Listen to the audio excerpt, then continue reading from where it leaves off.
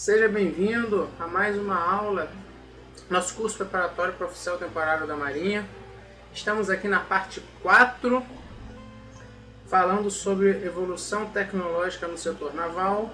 Vamos aqui, capítulo 15, a guerra Estados Unidos versus Espanha. Evoluções no período. Em 1898, a guerra foi travada nos dois oceanos. Nós sabemos que os Estados Unidos ele tem saída para os dois oceanos, né? Do lado Pacífico, a frota espanhola foi derrotada em Manila, que resultou na tomada de Filipinas. Do lado do Atlântico, a frota espanhola totalmente destruída pelo almirante Sampson, levando à independência de Cuba. O que isso mostrou?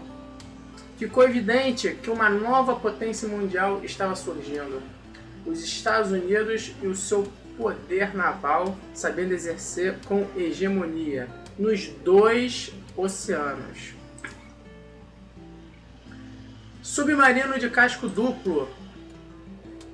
Em 1899 foi lançado o submarino francês Narval, um submarino de 200 toneladas que foi o primeiro a ficar submerso por 12 horas consecutivas. Foi o primeiro submarino a ter torreta e usar o periscópio. Aqui o periscópio, muito conhecido por todos. Em 1899, tivemos o primeiro navio de guerra a usar turbinas para propulsão, o HMS Viper. Ele era, no caso, um contratorpedeiro. Está aqui a foto de época dele. Estamos vendo como houve a evolução da propulsão, né? Começamos lá falando de a vela, já estamos falando aqui de turbina. 1899 é lançado o pequeno encoraçado francês Henri IV, de 9 toneladas. Ele utilizava antepara elástica. Essa antepara elástica, ela tinha a função de absorver o choque de explosões submarinas. Inclusive, foi muito utilizado na Primeira Guerra Mundial pelos alemães. Em 1901, houve o lançamento do cruzador italiano Regina Helena. Ele era um encoraçado cruzador, um novo conceito, né? Antes estávamos utilizando o cruzador encoraçado. O cruzador encoraçado, isso aqui foi uma fala da época de um almirante, que falava que o cruzador encoraçado ele era inadequado tanto para lutar como para fugir. O que acontece? O cruzador, a ideia de ter um cruzador é a ideia de ter um navio com grande velocidade. No momento que você põe uma couraça nele, você com peso, você perde velocidade. Então você acaba perdendo. Ele é criado para um objetivo e você acaba atacando a função primária dele com essa nova característica, né?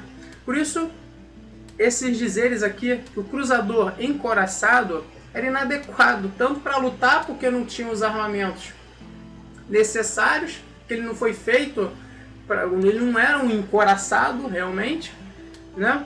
Ele não era um dreadnought, e ao mesmo tempo ele era inadequado para fugir, porque ele ganhou peso com essa couraça. Por isso que os italianos fizeram, não dá pra gente, se o cruzador é para ter velocidade, vamos sacrificar a velocidade, vamos criar um novo conceito do encoraçado cruzador. Pode ser questão de prova, com certeza, né? Esse novo conceito foi adotado pela Itália e pelo Japão, apenas para essas duas nações. Tá aqui uma foto do cruzador italiano Regina Helena. Ele sacrificava na couraça, porém ganhava canhões de grosso calibre e velocidade. Você sacrificando na couraça, você podia colocar mais peso colocando canhões de grosso calibre. Perdeu tantas toneladas de peso, pode melhorar aqui, colocar no seu lugar alguns canhões maiores e também, como está tirando muito mais peso em termos de couraça, você ganha também velocidade. Em 1901, telégrafo sem fio passa a ter alcance de 200 milhas. Isso fez com que ele se tornasse rotineiro a comunicação entre navios e estações de terra. Isso viabilizou a comunicação entre o navio e as estações. Em 1903, ingleses desenvolvem um projetil perfurante. Esse projetil era de 2,5 polegadas e ele perfurava até couraças de 2,5 polegadas. Nessa época nós estávamos com canhões com tiros cada vez mais longos, chegando a 3.000 a 5.000 jardas. Isso daria 2,7 a 4,5 quilômetros. Isso fez com que a distância de combate entre os navios ficasse muito maior.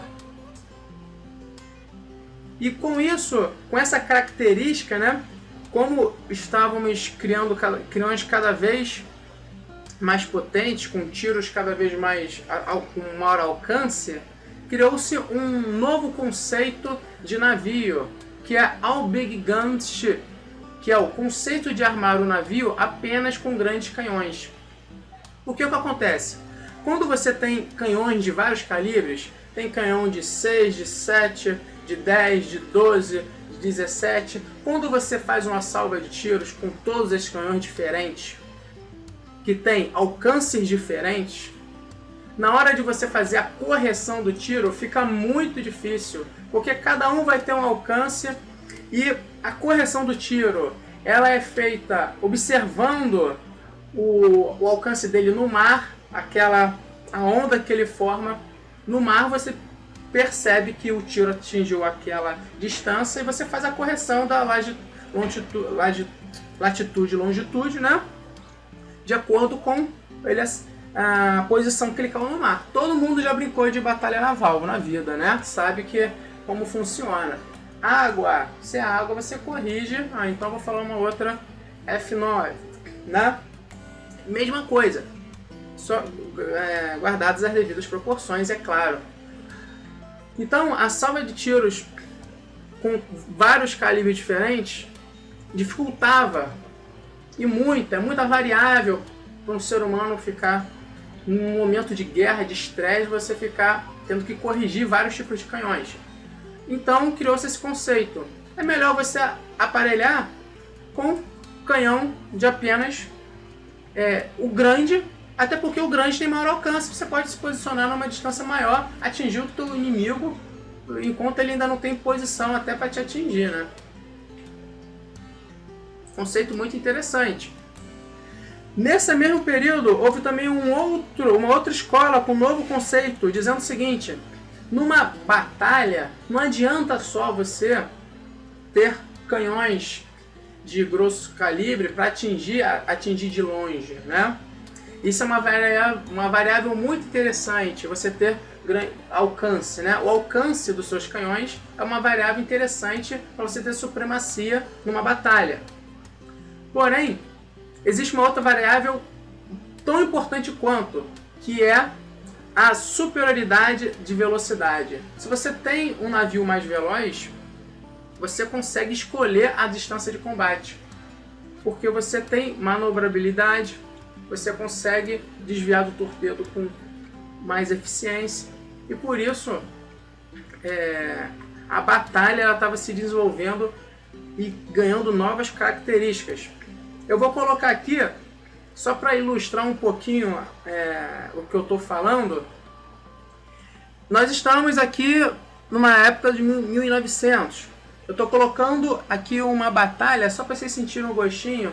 É uma batalha de um jogo de computador que se chama World of Warship, né? O mundo dos navios de guerra.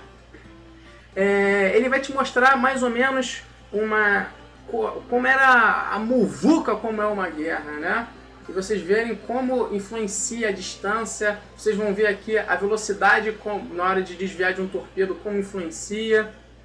Muito interessante essa cena aqui de guerra. Vamos colocar aqui.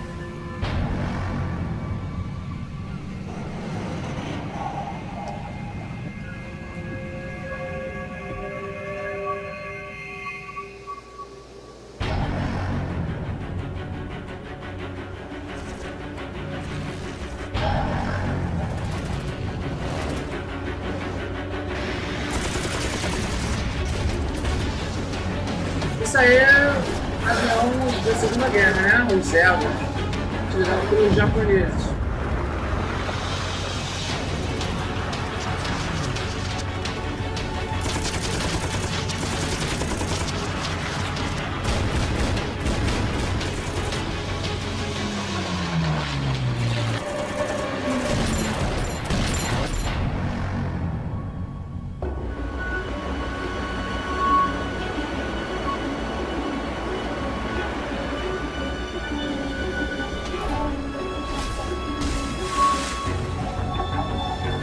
Torpedo lançado e olha como a velocidade influencia na hora de desviar.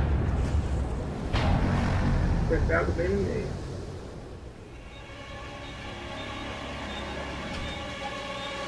Olha o alcance desses canhões.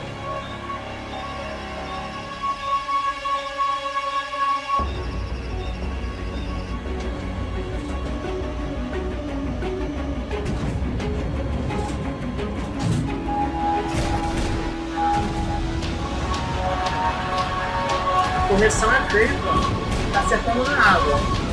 Ele verifica a posição na água e faz a correção. Interessante, né? Isso é um jogo.